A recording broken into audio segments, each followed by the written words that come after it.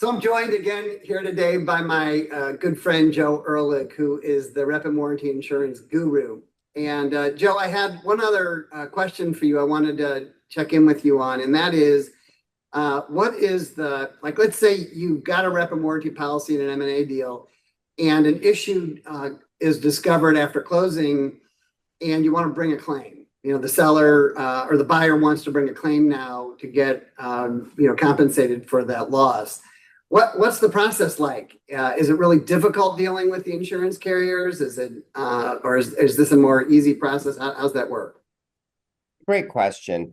I would say that the process is involved, but with the intent of making it easy. Insurance carriers recognize that a key to the success of this product is the payment of claims. If people feel, as they often do with other types of insurance, that carriers are trying not to pay, they're going to be disinclined to use the product in the future. So that is always in the background, and we find the process to generally be a collaborative process with insurers looking to be reasonable. Nevertheless, it is still an involved process. One of the features of the process is a partnership between the broker, the client, and the attorneys involved in the transaction, with each of them bringing their perspective and expertise to the process. It begins with a claims notice, which is very similar to what you would see with an uninsured indemnification claim.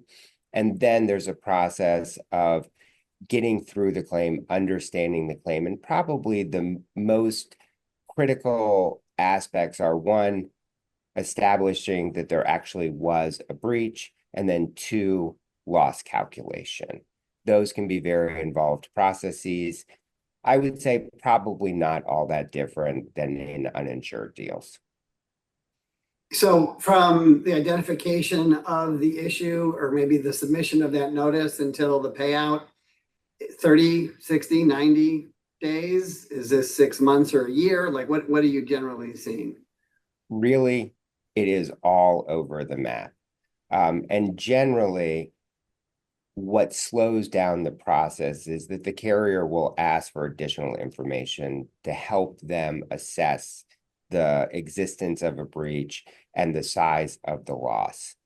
Clients respond very quickly to those requests, and the claim tends to go more quickly, or they have a harder time bringing that information together and presenting it to the insurer, and then the process goes much longer. We can see claims resolved in a couple of months, and some claims, to be honest, go more than a year. We actually have some claims that are still in the process of being resolved after several years.